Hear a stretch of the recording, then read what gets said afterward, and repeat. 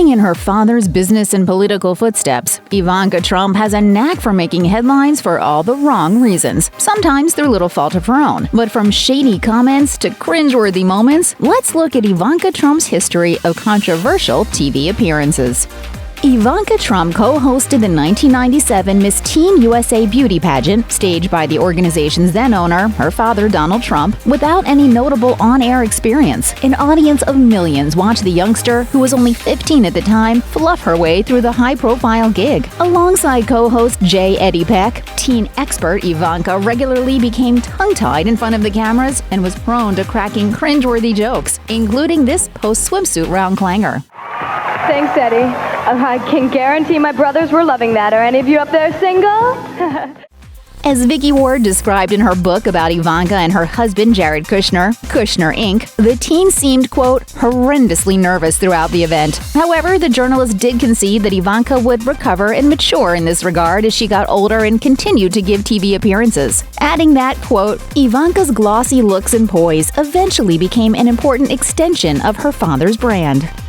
Donald Trump has raised eyebrows on numerous occasions when it comes to his conduct towards his oldest daughter. In 2003, he told shock jock Howard Stern that Ivanka had, quote, the best body. In 2004, Trump claimed to New York Magazine that, quote, every guy in the country wants to go out with my daughter. However, Donald's most questionable comments about Ivanka arguably came about when she was also in attendance to hear them firsthand. In 2006, the pair visited the set of daytime TV institution The View to promote the latest season of The Apprentice. Yet few were talking about the reality show by the time their interview ended. Instead, it was Donald's highly inappropriate remarks about his daughter that grabbed everyone's attention. Host Star Jones asked what Donald would do if Ivanka were asked to pose for Playboy. I don't think Ivanka would do that inside the magazine, although she does have a very nice figure.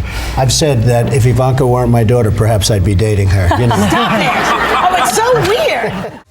A daddy-daughter appearance on The Wendy Williams Show in 2013 produced a similar result. When Williams asked the pair about their favorite things they have in common, Ivanka said real estate and golf, while her father took the conversation elsewhere. Well, I was going to say sex, but I can't relate that. So how does Ivanka feel about being the subject of such talk? Well, a year after The View awkwardness, she told Harper's Bazaar, there's no doubting my father values beauty, but in my formative years, I never thought he valued it to the point that it should make me uncomfortable.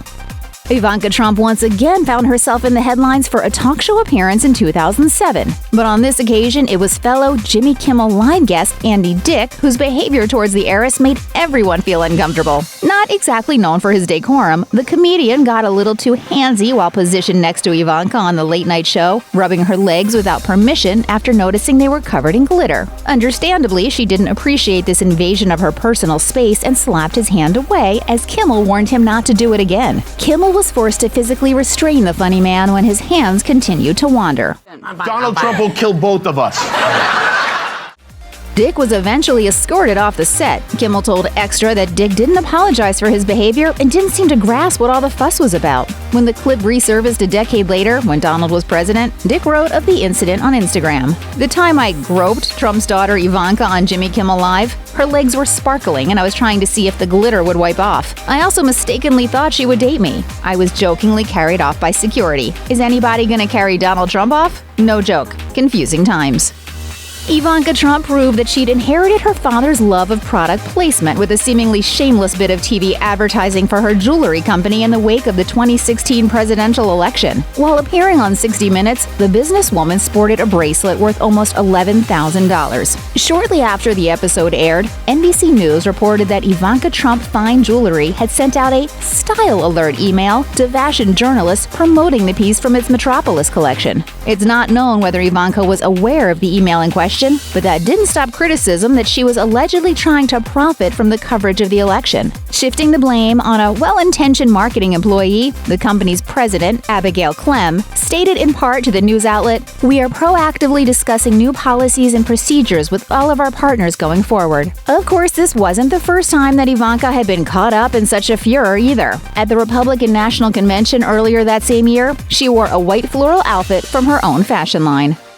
Allegations about his abusive behavior toward the opposite sex have dogged Donald Trump throughout his political career. In fact, according to The Atlantic, no fewer than 19 women had come forward to make a claim of sexual misconduct against the president by the time that Ivanka Trump sat down for an interview with NBC News in February 2018. Perhaps unsurprisingly, Donald's eldest daughter was in no mood to address such accusations when the subject came up in her chat with Peter Alexander. She told Alexander, "I think it's a pretty inappropriate question to ask a daughter if she believes the accusers of her father when he's affirmatively stated that there's no truth to it. I don't think that's a question you would ask many other daughters."